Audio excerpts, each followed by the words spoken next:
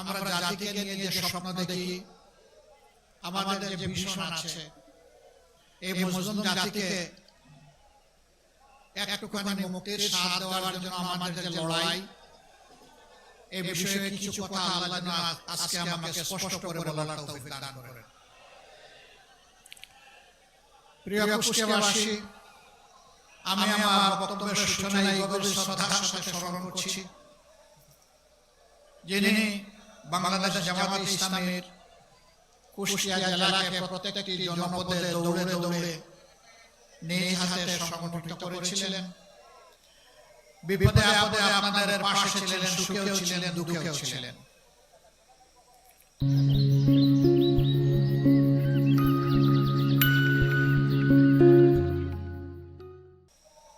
কুষ্টিয়া জেলার সদ্য দুনিয়া থেকে বিদায় নেওয়া আমার প্রাণপ্রিয় ভাই অধ্যাপক আবুল হাশেমকে আমি গভীর শ্রদ্ধার সাথে স্মরণ করছি। দোয়া করি আল্লাহ রাব্বুল আলামিন তাকে জান্নাতের পাখি হিসেবে কবুল করুন এবং তার কবরের সাথে রাব্বুল ইজ্জত তার মায়ার জান্নাতের একটা জানালা খুলে দিন। যতদিন তিনি আলমে বরজাখে থাকবেন, আল্লাহ তাআলার একান্ত ভালোবাসার মায়ার মেহমান হিসেবে যেন থাকেন। আমি আরো শ্রদ্ধার সাথে স্মরণ করছি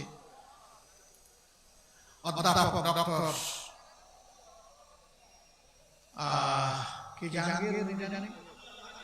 আব্দুল্লাহ জাহাঙ্গীর সাহেব, বিশিষ্ট আলেম দেন।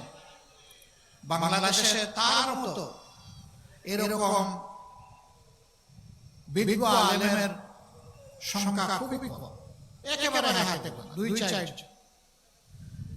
তিনি জ্ঞানের আলো, দিনের আলো ছড়িয়ে দেওয়াকে তার জীবনের মিশন হিসেবে নিয়েছিলেন। আমরা জানি না তিনি কিভাবে দুর্ঘটনা কবলিত হলেন। এটাকে আসলেই দুর্ঘটনা নাকি কোনো ঘটনা, আল্লাহ তাআলা ভালো জানে। আমরা তার মাগফিরাত কামনা করছি। তার রেখে যাওয়া শিক্ষা দ্বারা যুগ যুগ ধরে ইনশাআল্লাহ তাআলা আজিম দেশের মানুষ, উপমহাদেশের মানুষ উপকৃত হবে। শহীদ আবরার ফাহাদ, সে আমাদের স্বাধীনতা সার্বভৌমত্বের প্রতীক। সে নিজেই একটা বিদ্রোহী, একটা বিপ্লবের নাম।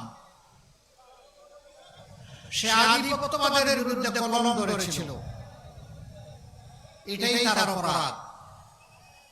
এই জন্য তাকে দুনিয়া থেকে অত্যন্ত নির্মম ভাবে বিদায় করা হয়েছে। বাংলাদেশের সবচেয়ে বড় শিক্ষা প্রতিষ্ঠান, যেখানে মেধাবীদের মিলনমেলা। এরা যে আচরণ করেছে এটা কোনো মানুষ করে না, এটা সাধারণ পশুও করে না। তাদের ব্যাপারে আল্লাহ পাক কালামে হাকিমে বলেছেন, কালা নাম, এরা হচ্ছে চার পায়া জন্তুর মতো।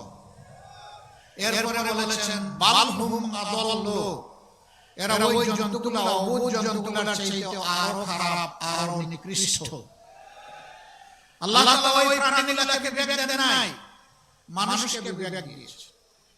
তাকে কিভাবে পিটিয়ে নির্যাতন করে ক্লান্ত অবসন্ন হয়ে পড়েছে, পানি চেয়েছে, কি দেওয়া হয়েছে আপনারা জানেন। আমরা দোয়া করি আবরার ফাহাদ বিদায় নিয়েছে, বাংলাদেশের প্রত্যেকটি যুবক যুবতী যেন এক একজন আবরার ফাহাদ হয়ে যায়।